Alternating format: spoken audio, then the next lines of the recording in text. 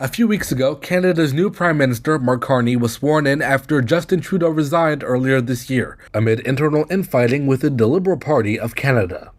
The LPC is the majority party within the House of Commons in Canada. This also came following a wave of resignations within the Trudeau cabinet last year. And the fact is, despite best efforts to work through it, Parliament has been paralyzed for months after what has been the longest session of a minority parliament in Canadian history. I intend to resign as party leader, as Prime Minister, after the party selects its next leader through a robust, nationwide, competitive process.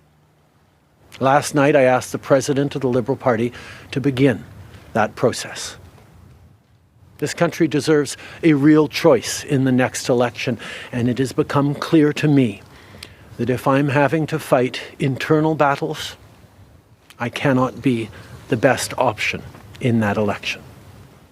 That was former Canadian Prime Minister Justin Trudeau.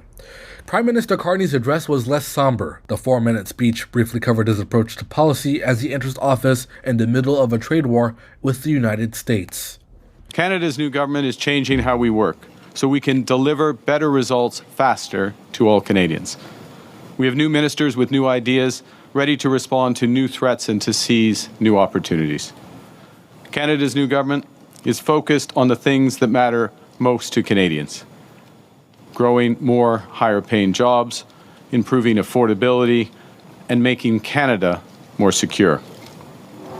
Canada's new government will be action-oriented, driven by a smaller but highly experienced team made to meet the moment we are in. Our leaner cabinet will focus on two priorities in particular. First, protecting Canadian workers and their families in the face of unjustified foreign trade actions. And second, growing this great country by putting more money in Canadians' pockets, by ensuring that government spends less so Canada can invest more, by building millions of homes, by making Canada a superpower in both conventional and clean energies, by creating new trade corridors with reliable partners, and by forging one Canadian economy out of 13. The trade war put both his government against the United States government.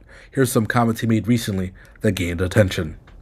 The old relationship we had with the United States, based on deepening integration of our economies and tight security and military cooperation, is over.